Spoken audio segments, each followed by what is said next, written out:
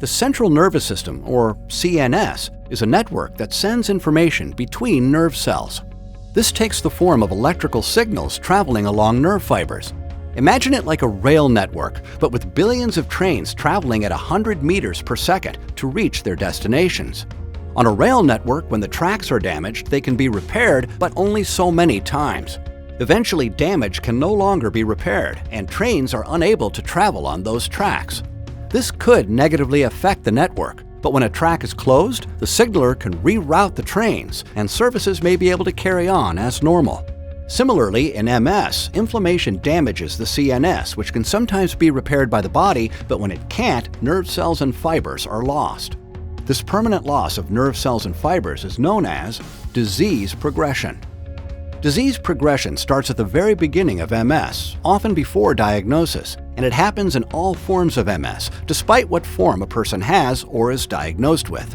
Like the trains that can be rerouted onto other tracks, those living with MS may not have disability that's visible to others. This may be because MS affects functions that others can't see, or their CNS has ways to hide it. At the start of MS, disease progression can be difficult to detect because a CNS can initially compensate for a loss of nerve cells and fibers with what's called neurological reserve.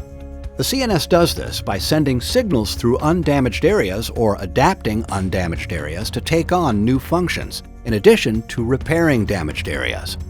On the rail network, it's only when all remaining tracks are at full capacity and signalers run out of options that the network starts to experience problems and passengers notice. In the case of MS, when the CNS can no longer compensate for damage, this is a point where symptoms become more noticeable or disability worsens.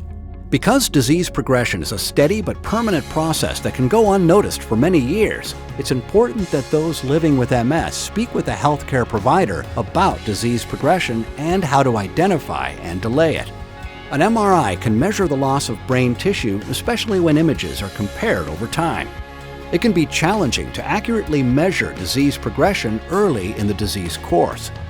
Genentech and Roche are collaborating with research institutes and other companies to develop tools and biological markers to identify and potentially predict the progression individuals might experience in the future.